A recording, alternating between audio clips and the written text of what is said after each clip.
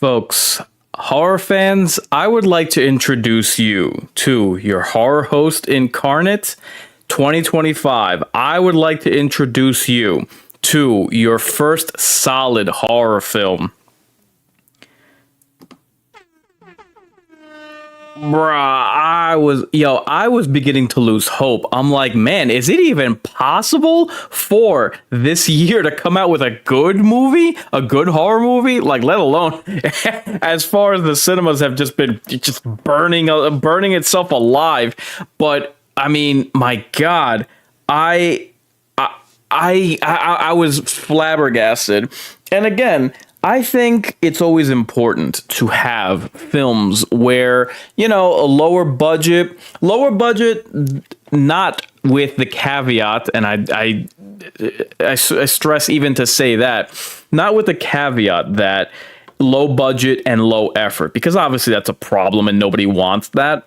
But for me, it's important that if you do have a film that is low budget, that you take chances, you take risks. And how can I say this? I wouldn't say that this film takes risks, but it definitely does do things that are out of the box and unorthodox, especially for a slasher genre. So, as always, I'm going to try to keep this reaction video spoiler free for the benefit of those watching. I don't like to, unless it's a review, and even then I try to be very selective with what it is that I reveal about said film, but I'm going to try to do my utmost to give this film its praise without revealing too much. First off, I went into the theater and I name dropped this in my preview of the film, in my precaution to Clown in a Cornfield. I had found out only today that this movie was based on a book. So I said to myself, hey, is it even possible that this could have the fact that this is a, full, not just a book, a novel? Is it possible that this film will actually have character development and plot progression? And folks, I'm happy as well as stunned to report that this is a slasher film with a story?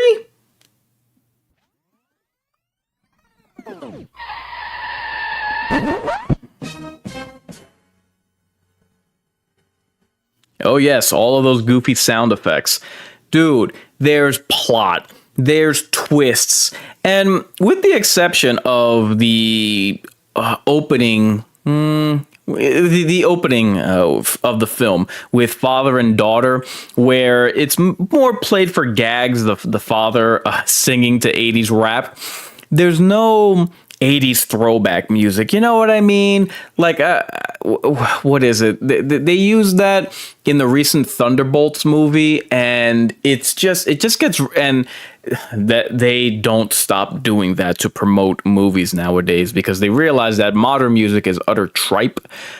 But the fact that they used music for this film and it wasn't like oppressive or obnoxious the way that it can feel just overdone to the point that, I mean, it becomes relevant that not only does modern music have no identity, but the movie that you're watching that's just flooded with nostalgia from decades gone by, it can kind of take away from the identity of the film itself. And I'm happy to say that apart from the very beginning of this film, it doesn't have that. It doesn't have music that really you've ever heard of, which is to the film's boon. I mean, nothing terribly iconic, nothing too much to set the mood, but, and it's weird even saying that the music is by unrecognized artists and it's not overbearing. So that serves to the film's the benefit. I said that this was the movie that was going to expose Eli Roth's Thanksgiving. Bruh, this movie, with its small town setting, with its humor, with even... man, I don't want to spoil it. let's say the kid's use of social media in two separate instances. This is the movie that Eli Roth's Thanksgiving wished that it was. And oh, by the way, that crappy sequel to that crappy movie comes out this year. So we're going to see about that one. I mean, as far as, and again, I'm trying, man, it's hard to describe this movie without like lapsing into revealing too much, but it has good and even funny deaths. In fact, the reaction by the characters to some of the kills is actually pretty funny. I'm thinking of one in particular. Oh my God. The way that the character is themselves given a fatal wound, it's utterly hysterical the way that they react. Oh my God. To me, the original Scream cast will always be the gold standard for an ensemble, but these characters are likable. I can say that much. And man, while one or two in particular are, the classic stereotypes in terms of character, they're not caricatures. They're not like cardboard. They're not boring or uninteresting. By and large, and I salute this film for that. And again, I'm going in. I was asking myself, the novel is about over 350 pages. I can't imagine writing like a modern slasher movie in book form that it would be that long and that you'd be able to get much mileage out of, putting gore to print. You know what I mean? Like, it's excessive bloodletting just when you're watching it in a film can just feel repetitive. I can't imagine making that interesting when you're putting pen to paper. So I say that to say this. I was genuinely curious once I realized that this film was based on a book. I went into the theaters asking myself, so are we going to see, more of what we wouldn't traditionally expect out of a slasher film? And the definitive answer is yes, absolutely. What I like about the humor is that, man, we become so desensitized to humor, which is so strange because the entirety of the comedy genre has utterly dissipated in the last decade. But here, again, it's not obligatory Marvel-esque humor where it feels like, any moment that is serious, it's gotta have a punchline. Oh, it's been 5 minutes, gotta tell a stupid joke and keep that train going. It's none of that. The moments that are actually designed for character development, they hit. They don't feel drawn out and overbearing. It doesn't feel like it's a checkbox. And again, that adds to the characterization that the roster is trying to fill out. The film is actually funny. There are cheesy lines that actually hit. Like, I find myself saying, what a stupid line, but at the same time laughing. And, kudos to the cast for being able to carry that. And I genuinely mean that. Like, a lot of times the delivery can just feel flat and that kind of ruins the effect. But I'm thinking of two particular instances with different characters where their lines were actually funny. There's a gag in the trailer that was even funnier in the theater with an audience. Like, hearing the spattering of laughter, like, I found that to be funny in addition to the amusing scene that I just saw on the screen. And speaking of the characters, the film has an immersiveness to its teenagers where you see what the life of a high school kid really was. And they're not obnoxious, like annoying. They might be obnoxious to, each other or teachers, but that's how kids are, But it's not a chore to sit through. It's not painstaking to watch it unfold in front of you. you're genuinely along for the ride and enjoying it while it's unfolding, and you're seeing how these teens interact with each other, what they do in their spare time. It's shocking because, again, and I mentioned this in my precaution, you just don't get this with slashers. And the question need be asked, why the hell not? Why is it that they just, even if you're gonna portray characters who, don't have much in the way of a personality, it's like, dude, give them a personality, make me care about them. That is an integral part, or it should be, of that particular genre, but it's always treated lip service to, or in the case of Until Dawn, which is more teen horror, but still within kind of that slasher motif. They don't give you anything with these characters. And if you have 2 hours worth of movie, it's like, dude, do you not understand that? Like, again, going back to Scream, these characters are iconic for a reason. Why the hell do you think they keep bringing them back? But here, and I wouldn't say that the characters are as iconic, but you care, like, you like these characters. Seeing how they are, how they carry themselves, how they joke around with each other, how they share hard times of what it is that they're going through as teens. It's like, oh my god, fully fleshed out characters, pun intended.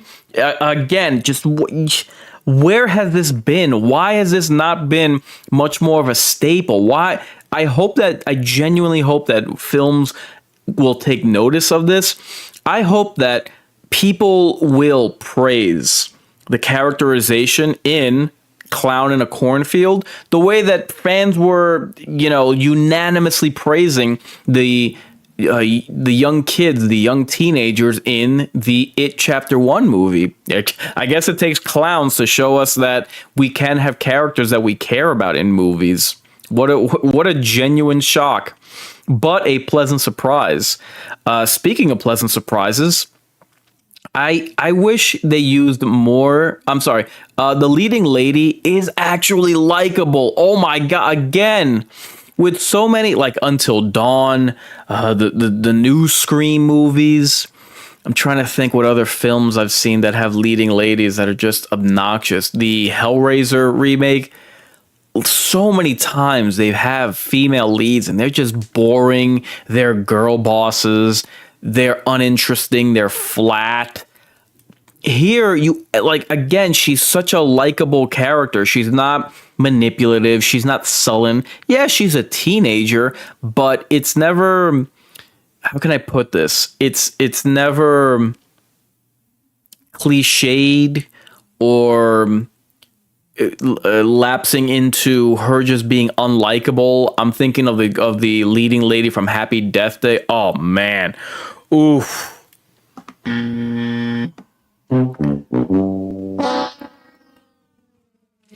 Yeah, you're along for the ride with her all the way through. It's not like she's just unlikable the whole time, and then she comes up with some sob story which is going to excuse why it is that she's like just this unlikable character all throughout. And the characters are, I'm sorry, the audience is manipulated at the end with this like shocking reveal of her past, and now we're supposed to feel sorry for her.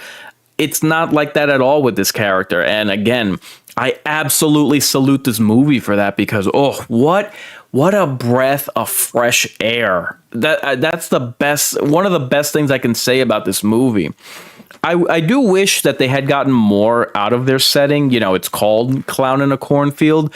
I wish that they had used much more of the cornfield in elaborate ways and imaginative ways, but that's a small gripe.